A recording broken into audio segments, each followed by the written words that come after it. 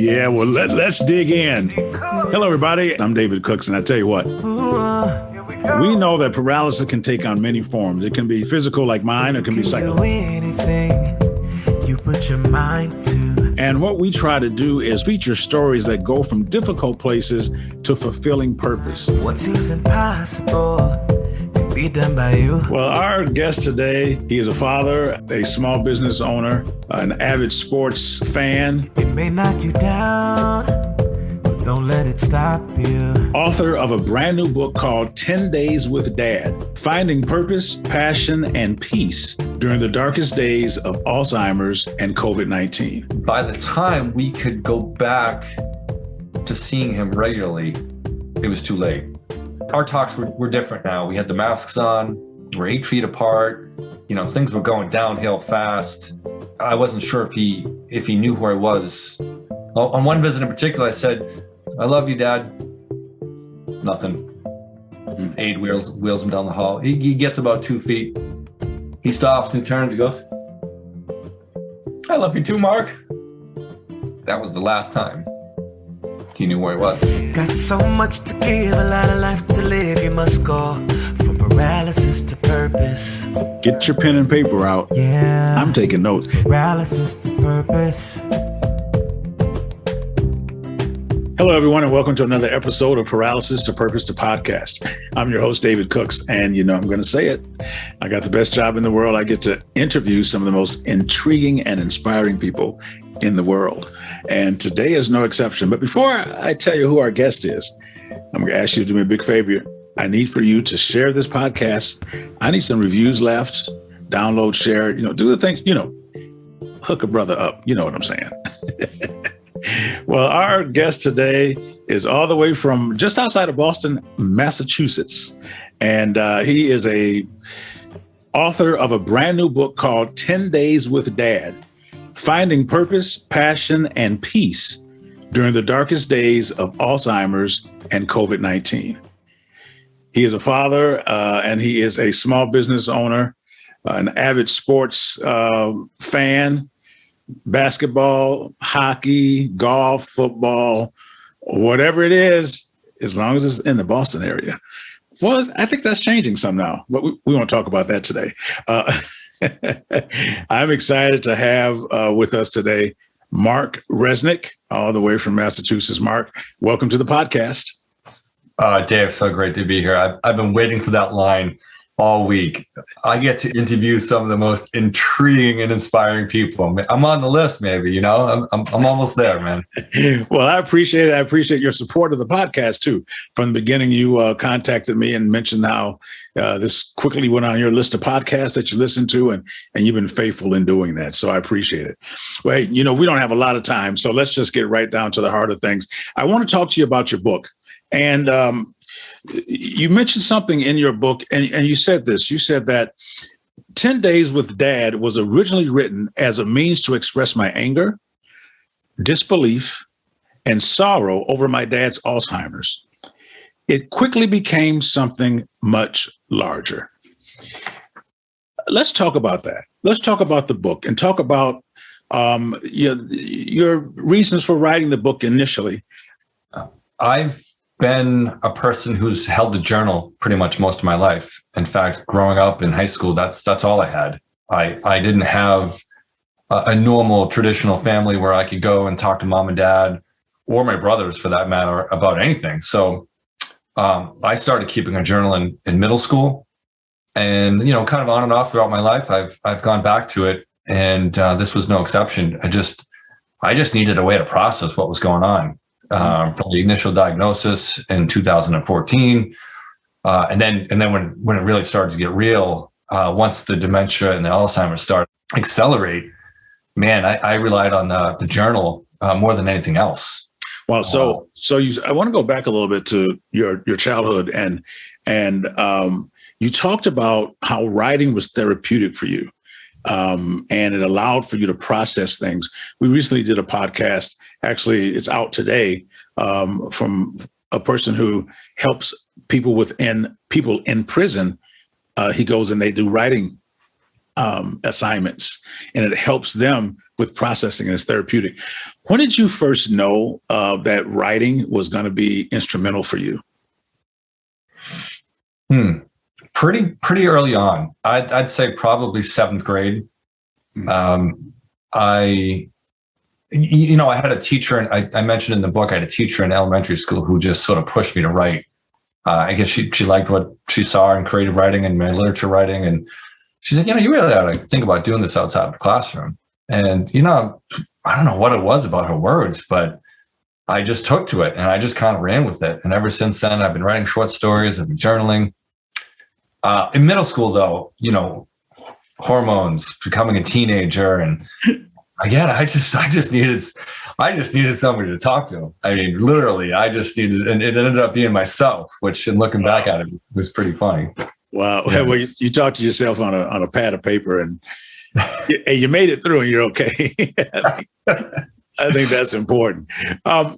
When you sat down to write this book, because this is a difficult book to write, in my opinion. You're very vulnerable. I mean, you put it all out here. What did you find was your most difficult challenge in writing this book? In some ways, Dave, I'll be honest with you, writing about myself, it wasn't as hard as I thought it would be, because I've been doing my journaling for so long that I was kind of used to it. But really just pulling together the lessons, the stories, what's valuable, what would a reader, what would my kids want to read, really, just pulling the massive amount of data and thoughts in my head, dumping them out onto paper and kind of organizing them. I found the first draft, writing the book, was fairly straightforward and easy. It was the rewrite. It was really just kind of, okay, drilling down. You know how it is. That first draft is terrible, right? Yes, it is. It's just garbage. But the refining process, just like life, man, it's just taking the good, the bad, and the ugly, and kind of making it work for you. That was the most challenging part by far. You talk about finding purpose, passion, and peace, and those are pretty significant words. You just don't throw those words around. I want to make sure we cover those today. Let's go to the diagnosis. When your dad was first diagnosed with Alzheimer's, you mentioned that earlier, and that was probably the beginning point of a different set of journaling that was going on. You do a great job in your book talking about your childhood and giving background. But boy, that 10 days with that dad, part 4 book of the book, is when it gets really, really quick. So what did you go through? You hear that your dad has Alzheimer's, and what emotions and thoughts did you feel at that time? My dad knew before all of us and kept it to himself for several months. And it wasn't him, and it wasn't his doctor who told me about it. It was my brother, John. He was sort of the I guess, de facto healthcare proxy for him. And he was the one who broke the news to me. And I knew there was no cure for it. Just 1,000 things go through your mind. Like, well, what does this mean? Like, is this 1 year? Are we talking 10 years? All those things go through your mind. And I just really, that's when I first started going back to the journal. Once I found out from my brother John that this is what we were dealing with. We knew my dad was sort of, he was in his late 70s. We knew his memory was, some of the stories were going incomplete. Some of his jokes weren't all there, but I had no idea. I mean, I was blown away, and I didn't know anything about it. I only knew one other person in my life, and I wasn't even that close to that person who had it. So yeah, it was a game changer for sure. That's really when I started going back to the journal. So you get this diagnosis of a disease. You have no idea what it really means. There's no cure for it though. So there's a fatality to this thing. Knowing that, how did this change your relationship with your brother and with your dad? The biggest relationship change was with my dad. all three of us were sharing in the responsibility of going to visit him every single day, making sure his meds were taken, he was eating, taking him out to lunch, listening to him as things started to progress. But in that chapter of the book, that section 4, when it starts to get real, I mean, it was like a hammer dropped. I mean, things just started going 100 miles an hour. And our relationship, it was almost like immediately I went from being his child to almost being the parent in like 24 hours. It was that quick. It was that immediate. And in a lot of ways, I didn't have time to analyze or think about the situation, just how to react. And that's what I did. With my younger brother, John, who told me about the news, he and I looked at this thing a little bit differently. I think for him, it was almost like the finality. You know, he was almost jumping ahead to this is it, and I was just trying to enjoy every single second. So there was a little bit of a difference in our approach and perspectives. It was just react, and again, there's no playbook. I didn't know what to do. Yeah, you said something interesting because there is no playbook, but you begin to measure the moments, and you wanted to make sure that you could take advantage of every moment you had with your dad. By you helping to serve your father, because that's what you were really doing, how did that eventually help you understand purpose? Yeah, it's a good question. I mean, literally, Dave, when I went to see him on that random March day, I mean, he was just a mess. I'd never seen him like that. And literally, there was no plan. I was going to take him out to breakfast that morning. And we were going to the omelet factory to have a nice, French toast and some omelets. And I literally said, let's go. We're out. You're packing a bag. His hallucinations were out of control, and he was just a beat man.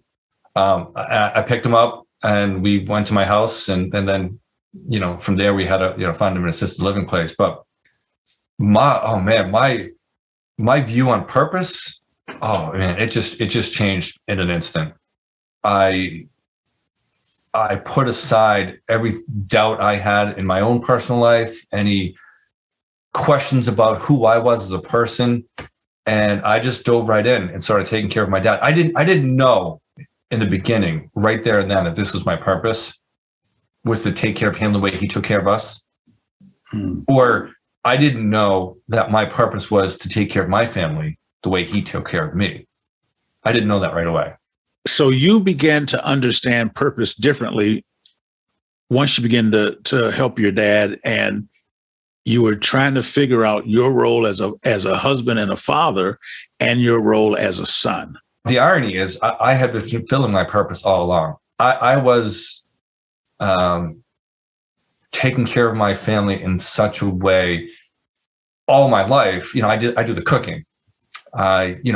Because Colleen, her job doesn't have as much flexibility as a small business owner. You've got that flexibility to change your schedule in a second's notice. I mean, I could just drop what I'm doing, go to a ball game, go to the gym, take my kids here, anything. And I had been doing that my entire life pretty much. And at times, I honestly, at times it frustrated me, Dave. I was the parent who sort of, in my own mind, felt like I was sacrificing my professional career to take care of the family. And that just flipped on its head once my dad got sick. And the light bulb went off and said, this is what it's supposed to be. I'm doing exactly what I'm supposed to be, taking care of the family.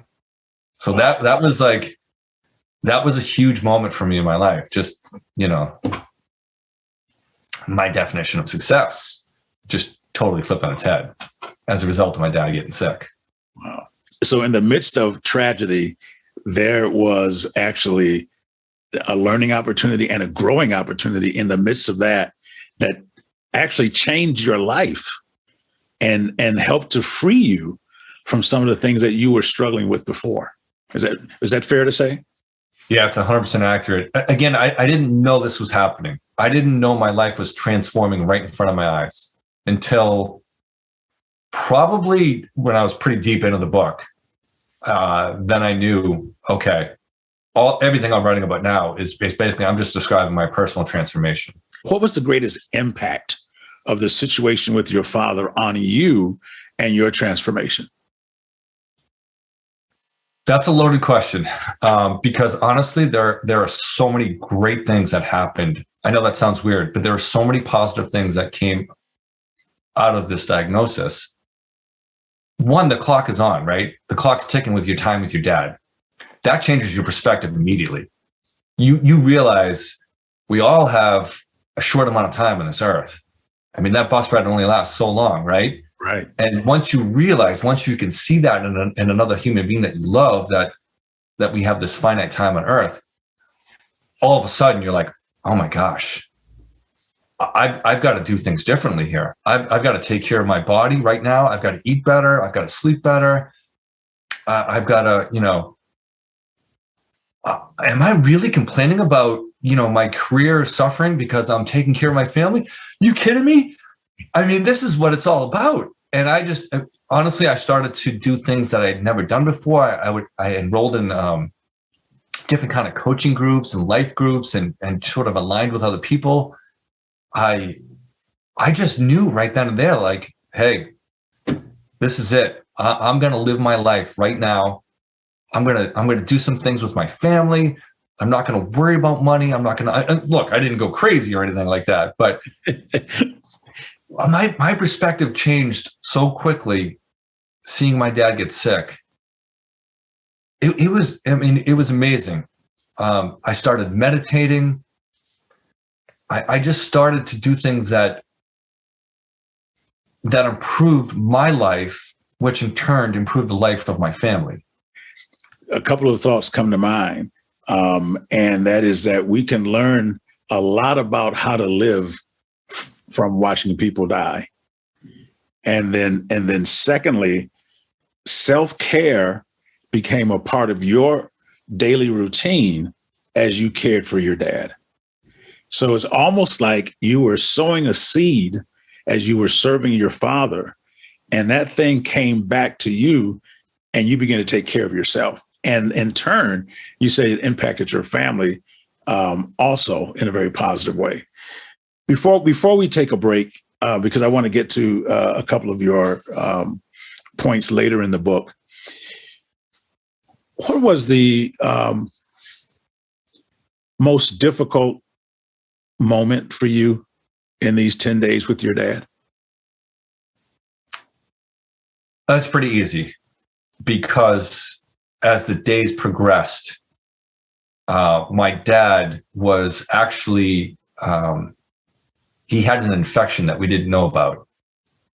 So when he first came to the house on day one, he was, was kind of his happy-go-lucky self. But as the week progressed and his infection was building that we didn't know about, and he was getting a little more tired, a little more out of his normal self, by the end of his stay, I mean, he was not himself at all. There was something wrong with him. He spiked a fever. His behavior, I don't want to spoil the book, but there's a great scene in the book on that last night where he's just at the dinner table and almost doesn't make it, to the restroom. And everyone's just mortified, just watching this unfold. And again, I didn't know something was wrong with him. I didn't know he had an infection until we settled him down and saw that he was sick.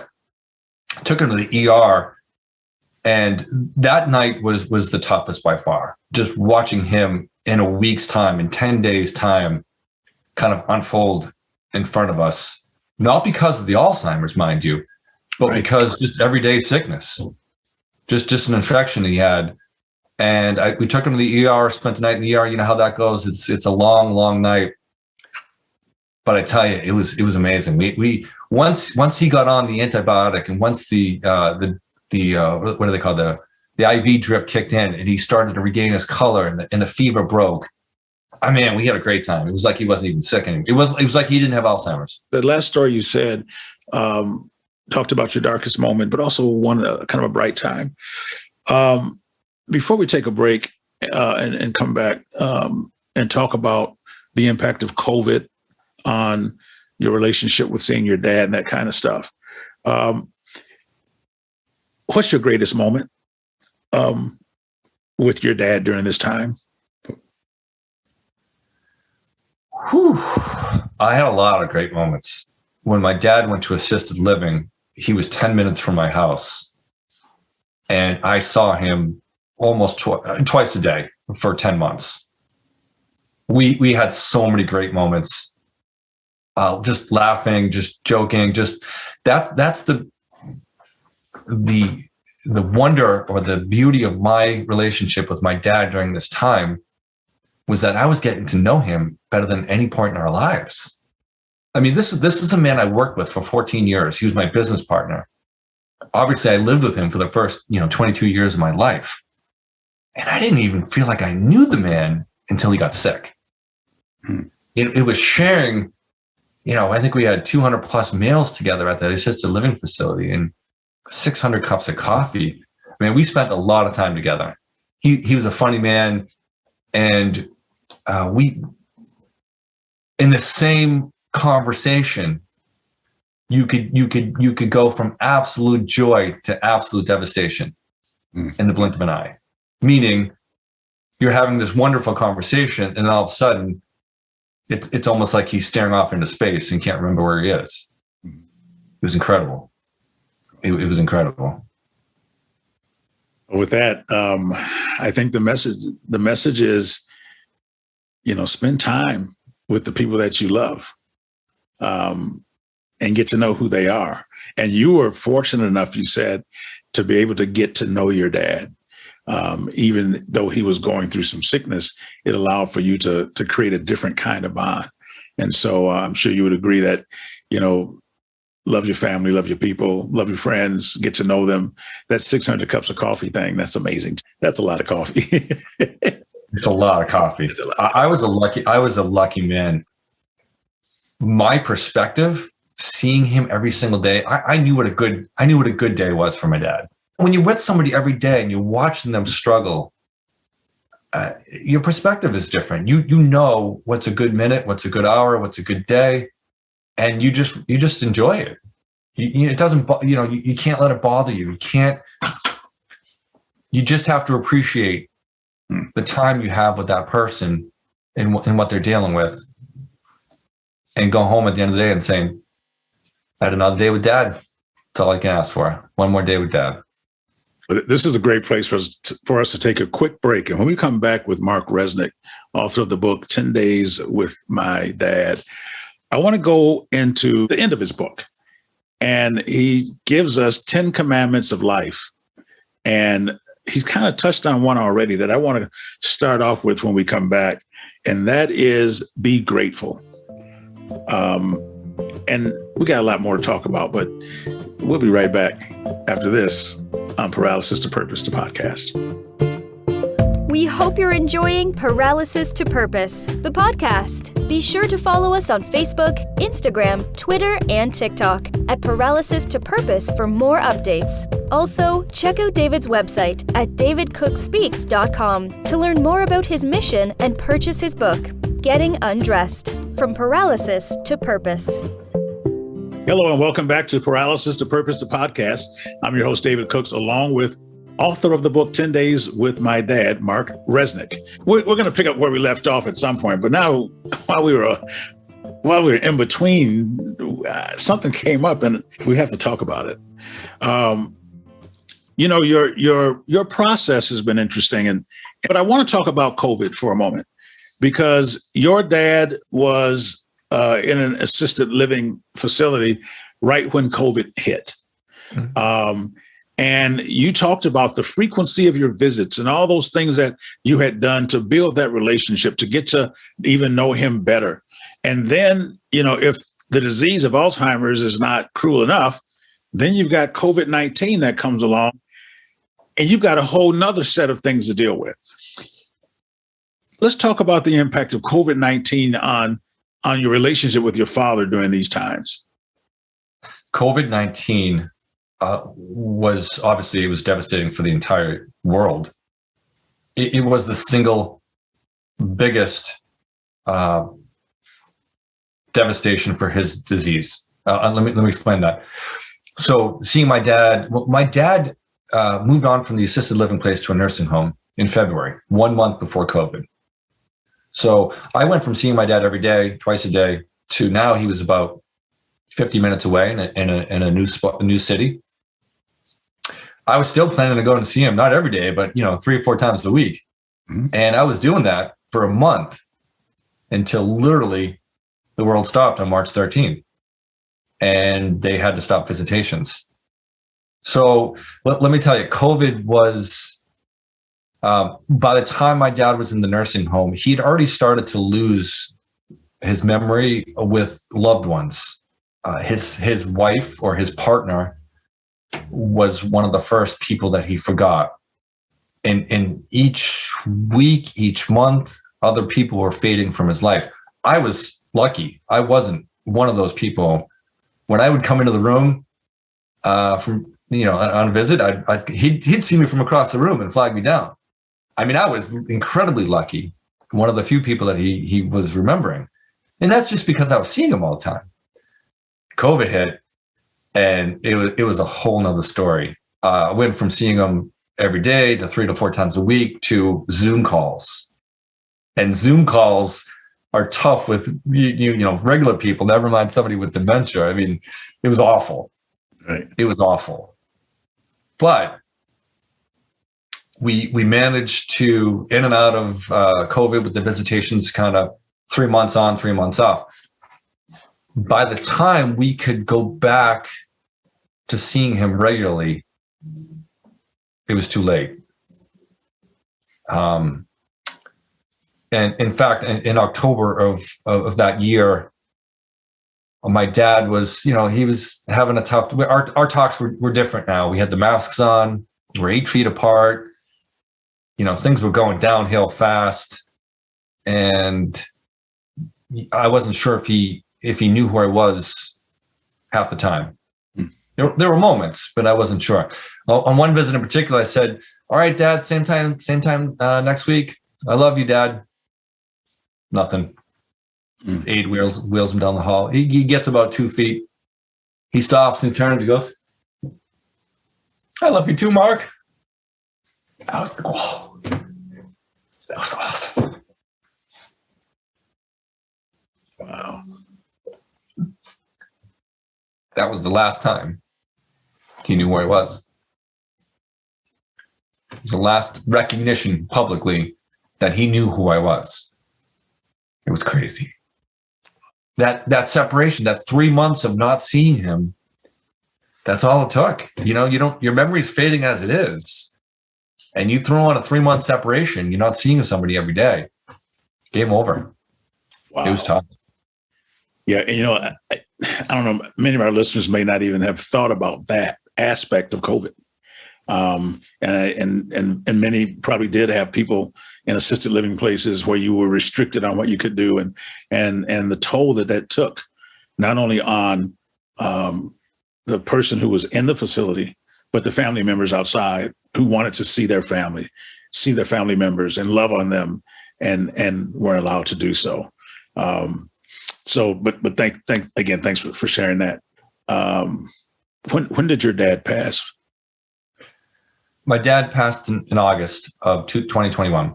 2021. August 3rd. And COVID kind of reared its ugly head again right around the time he died, because Colleen, my wife, had been diagnosed with COVID 7 days before my dad passed. And she had a real bad case of COVID. I mean, she's still, honestly, 10 months later, still suffering from it. So we get the call, right, that my dad's, this might be it. Right. And Colleen's in the room next door. She's in the bedroom quarantine. And I'm like, I don't even know if I can go. So I called the nursing home owner. I called the nursing home. The nurse says, you can't come see him. Protocol. I said, whoa, time out. There's got to be another way. My dad's dying. I'm coming. So the owner of the nursing home said, "Yeah, you can come. No problem. You just got to get decked up in the PPE. You got to mask up. Got to put the full gear on, gloves, everything." And so it came back again. The timing of it was not good. I mean, I'm saying goodbye to my dad in full PPE gear, but at least I got to see him, so that was good. you really haven't had the celebration of his life yet. I know that's forthcoming.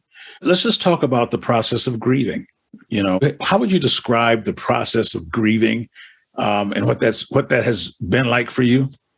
It hasn't been smooth, or plentiful. Let's put it that way. Like you said, I went right from literally taking him out of his home one day to living with me, to seeing him every day, to seeing him 3 to 4 times.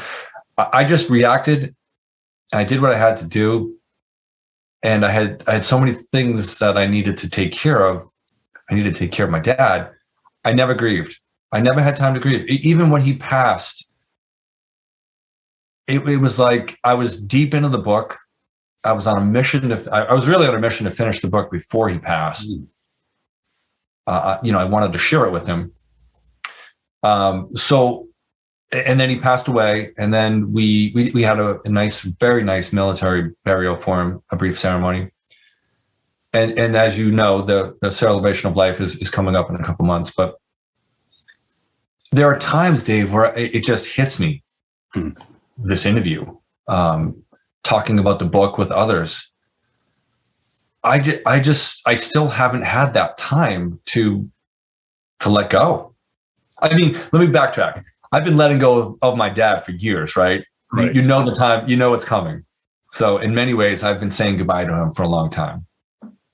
You have in your book, part 6, Finding Purpose, Passion, and Peace. And these were the things that were the subtitle of your book. And you have in this section, the 10 commandments of life. I'm going to read through them, just name them all, but then I want to talk about 2 or 3 in particular, and get your insights on that, because I thought the book is a really good book. But he's got books within the book. I'm sure you're writing another one, right? That's the plan, yes. He's like, we'll see. We'll see.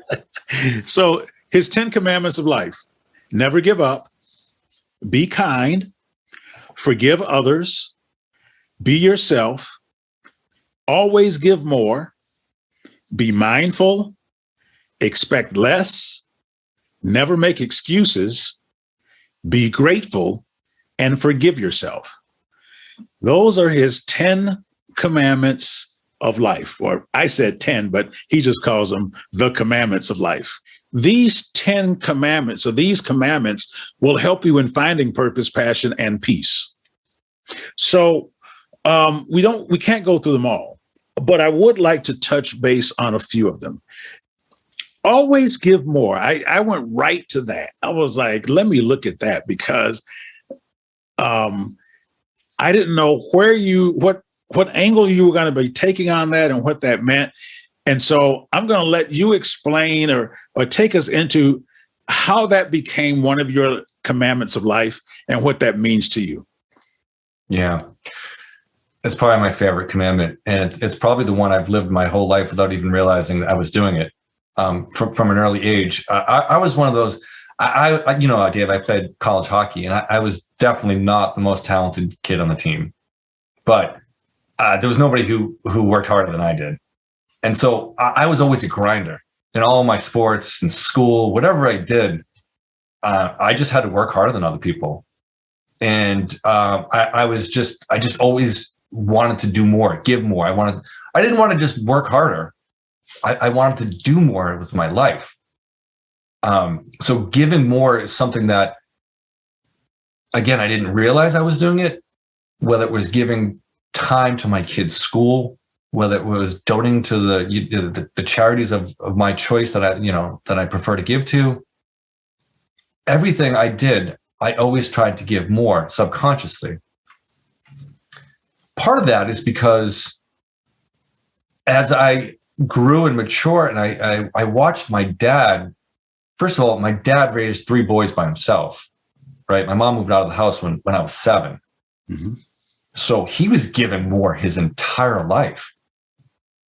He came home from a tough day at work, and he had to cook and clean and do the laundry, and he was just giving more and giving and giving and giving. And he had no idea he was giving this much, but we did, and we do now. A lot of these commandments I was writing to my children. Guys, you got to give more. just when you think you've given enough, you got to reach up a little bit more. You got to dig down a little deeper and give a little bit more to your relationships, to your relationship with God, your parents, your siblings, to your schoolwork, to your sports. You want to get there, you got to give a little bit more each day. It doesn't have to be 100% more. Got to be a little bit more every day. Can we differentiate between giving more and giving all? Because I think they're two different things. And I think that one of the things I hope is that when my time comes to die, that I die empty, that I literally have poured myself out and I got nothing left to give, that I gave my all. What do you think it is that keeps people from giving their all or giving more, as you say? I don't think people know their capacity to give is so high. I just think, first of all, I agree with you. I want to die empty as well. But as we go through life, I don't think it's possible to give 100% in anything. I just don't. Mm-hmm. If you have a game, if you're playing a game of basketball and you came off the court and you said, I gave it 100%, you might have felt that way, but there's always that extra gear that you can give. And what I think is your brain adapts. So you may have given 100% on that very day, but now the brain's telling you, you did it, how you can go to the next level, right? So I don't think it's possible to give 100% in anything at any one time. It's striving towards that 100% that is going to separate you from everyone else. Wow. So there should be new levels of exhaustion in your life. You, as you talk about from a athletic competitive standpoint, I know exactly what you mean. At the beginning of the season, the players on my team could only do a particular amount of a particular thing, and they were gassed, and that was it. But by the time the season ended, they don't even remember where they started from, because they kept getting new heights and another high and another high, because they began to stretch themselves and go beyond what they thought they could do.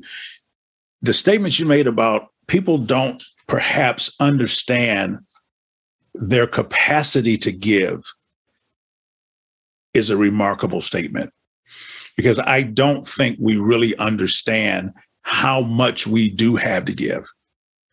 And if we will become a little less guarded and a little more willing to just give it up, I think we'll be amazed, because that is, when you give, it gives back to you. And I know you said you found that as you served your dad and everything, and you were going into this thing looking for one thing, and all of a sudden you came out a much better person and a much different person. And you didn't see all of that while you were giving, but that was happening. Is that fair to say? 100%. I mean, despite the disease, the illness, the death, the COVID, I'm telling you, I am as happy or the happiest I've ever been in my life since I've been a child. Don't get me wrong. I'm still dealing with everything that everyone else is in the world. We still have COVID to deal with in our family. We still have the financial pressures and stresses. But I mean, honestly, I feel like I am happy. I am living a purpose, with taking care of my family. I'm writing again. I'm doing the things I'm most passionate about, because I know I only have so much time on this earth to do what I want to do. That's one of the big takeaways of the book is, hey guys, girls, it's never too late to pursue your passion. Yes. And on the flip side, Dave, it's never too early. And right? It's never too early. And that's why I'm telling you, I want young people to read this book. It's never too early to pursue your passion, because I guarantee you, if you pursue your passion now, early in your life, man, you're going to be so much happier later on. I promise you. Oh man, you can you can avoid a whole lot of misery if you start following that and pursuing and seeking out, your purpose and passion as a young person, because your purpose is what it is. You have to find it. And so it doesn't change because you're 18 and now you're 30. Your purpose is still the same for you. And the sooner you find that, the better off you'll be. That's good stuff. The other one you said that I want to talk about was expect less. Now, on the one hand, you said always give more. And then a couple pages later, you start talking about expect less. How does that work? And how will those two work together? Yeah, my dad had a bunch of truisms. And the most famous one, the one that resonated the most with me was, you're only getting screwed if you think you're getting screwed. So right? So it's a mindset thing. How many times my kids come home all the time? Oh, the teacher screwed me on a grade. Oh, the coach screwed me. He cut me from the team or didn't play me as much. Did he? Did he really screw you, or did you just not work as hard as you should have, or other things happened that got in the way? I think sometimes, especially young people now with social media, they look. I want people to dream big. I'm a huge believer in dreams and thinking big and going after your dreams. But at the same time, I think there's this gap between wanting something and working towards it. Mm-hmm. And I just want I want my children to, nothing's a guaranteed in life. Your happiness, you know, your purpose, your passion, your peace, it's not guaranteed. You have to go get it. You got to go earn it. And I just think sometimes people expect it to happen without either putting in the work or taking the proper steps to get to where you want to be. Be grateful. And you talked about, you in the first segment of our interview today, you kind of alluded to some of these things, but this one here, I can relate to a lot because it's helped me to deal with adversity and difficulty. And I'm always seeking things that I'm trying to be aware of, things that I need to be grateful for. Be grateful. What does that mean to you? And why did you include that in your book? Even as a kid, I think I knew growing up with my dad and my three brothers, the way we did was different. And I think, again, I couldn't articulate this as a young boy or a young man even, but I knew I was grateful. I knew I was lucky, blessed, fortunate. I knew there was something going on with my dad and what he was doing for us that was pretty special. Again, I couldn't articulate it. So I kind of felt like I've always been somewhat grateful or appreciative of the sacrifices that my dad made for us. But gratefulness, gratitude, dude, it's mental magic. I mean, it's magic. I just don't, for me personally, it's been probably one of the biggest transformations I've made in my life. It kind of goes along with how much time do we have left on this earth. Mm-hmm. Be grateful for what you have right now. And look, I didn't do this intentionally. I'll be honest with you. I'm not a genius here. But as I was writing these commandments out, right, I didn't know what order to put them in, and they just kind of slotted naturally. And this one's a little bit towards the end, right? It's almost the last one. 9 of 10. Yeah, it really it's really setting up the table for number 10.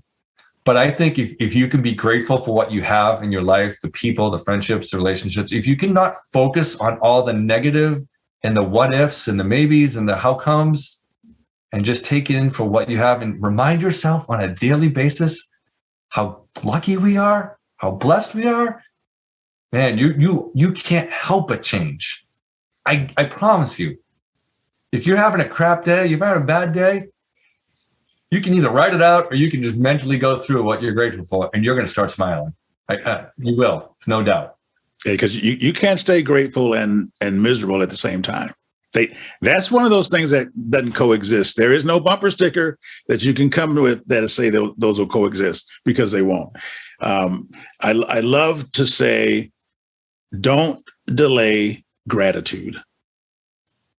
You can delay self-gratification and all that, but don't delay gratitude.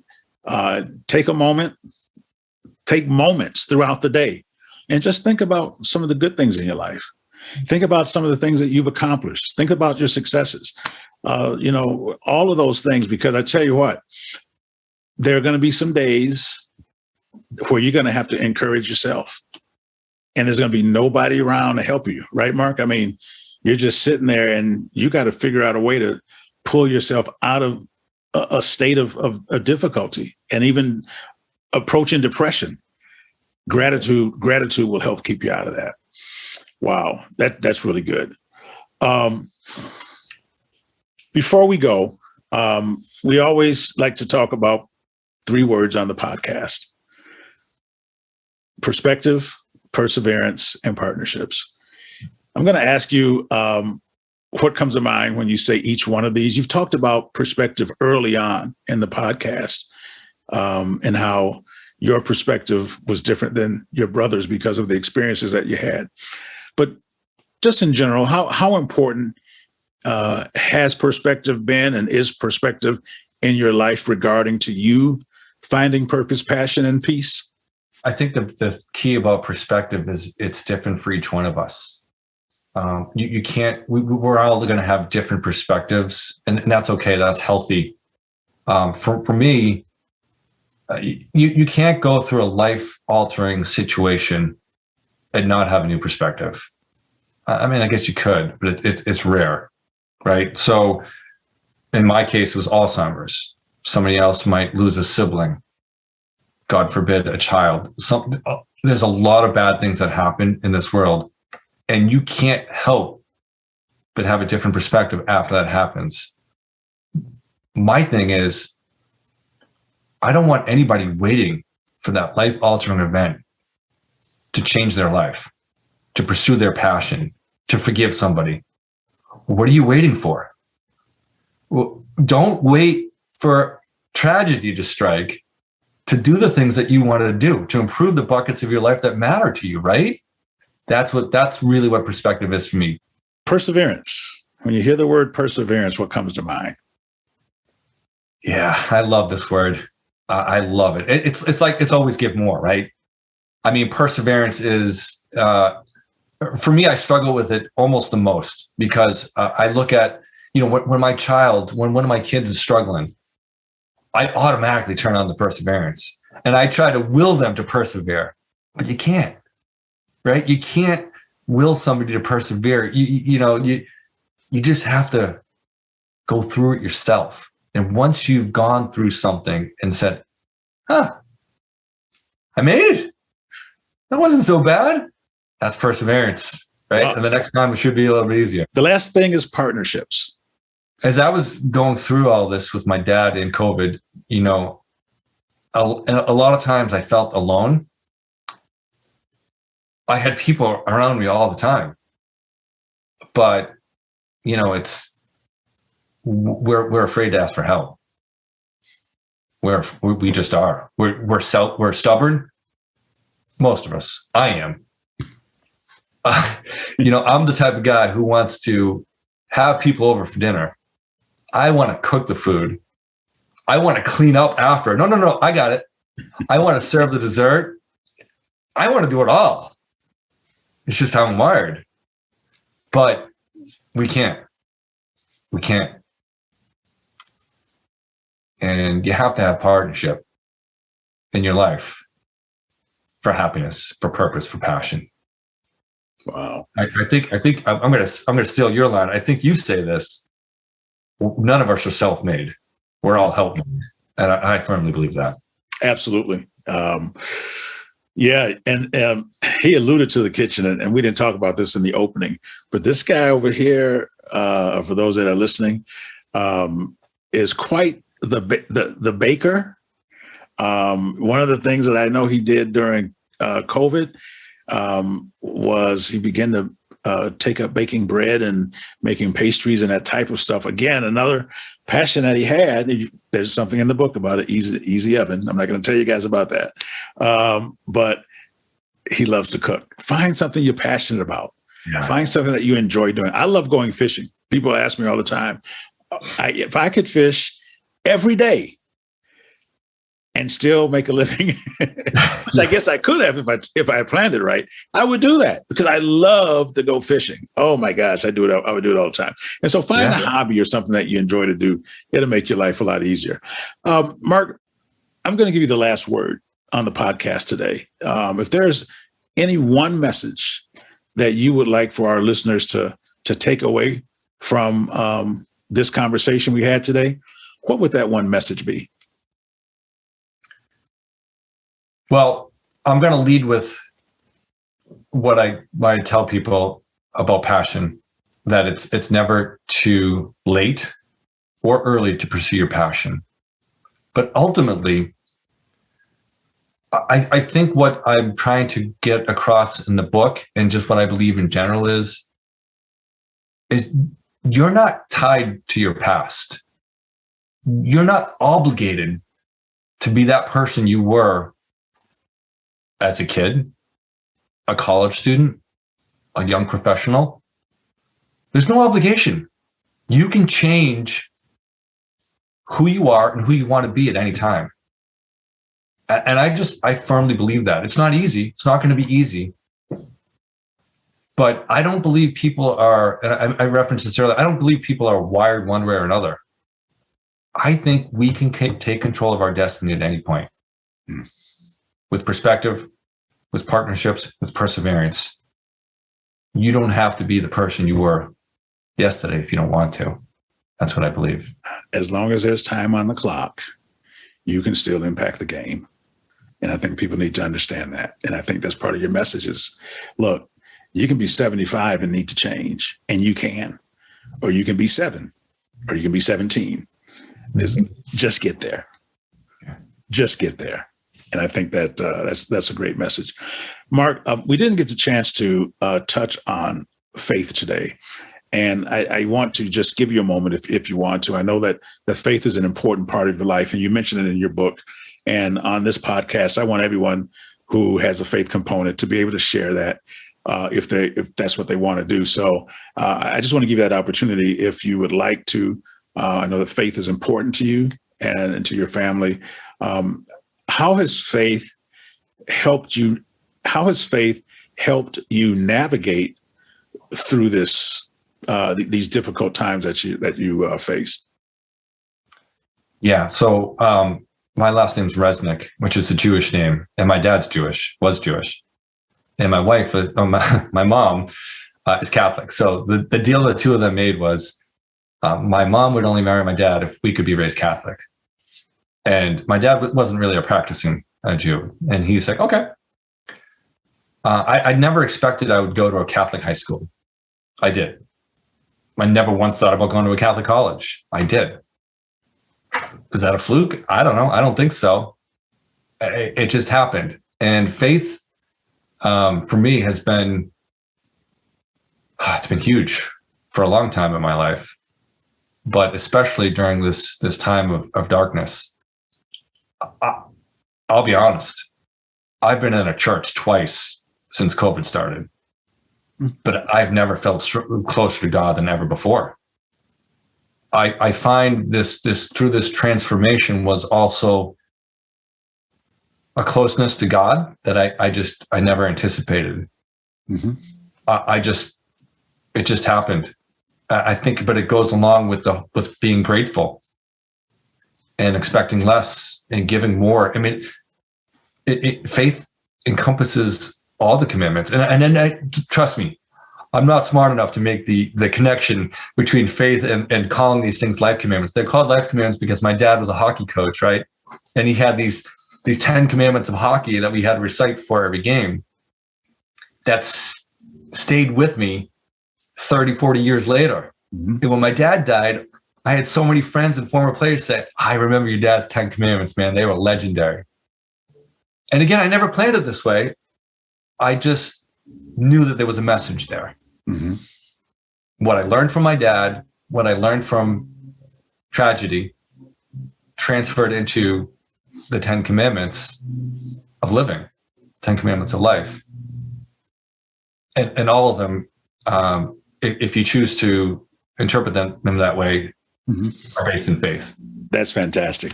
Boy, you said a lot there. You said you'd only been to church twice since COVID, but you feel closer to God than you've ever been. And there's a message in that for someone who's listening, who may be trying to figure this thing out and understand that there's a relationship that comes with faith that goes beyond brick and mortar and all those other things. And so thank you for sharing that, Mark. All right, okay, Mark, you've been fantastic today.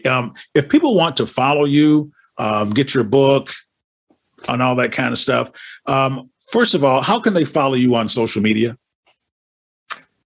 Yeah, so the website, my author website is smartjresnick.com.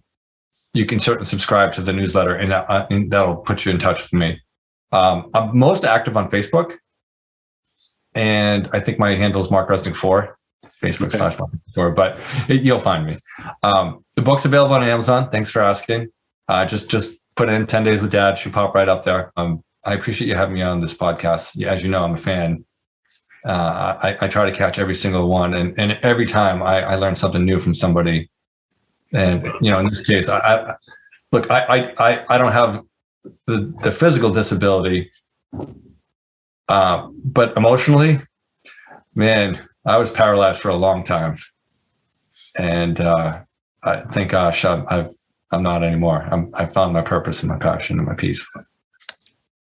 Why is the print so big in the book? No, thanks for asking. I actually do have a disability. It's called nystagmus. And it's actually a neurological condition that I was born with that makes my eyes shake, we call them. They move back and forth nonstop, 24/7, even when I'm sleeping. And the net result of that, of nystagmus, is basically I'm kind of like nearsighted and farsighted. I just can't see. I'm really blind. And I told my team, I said, look, if I can't read this font, it's too small.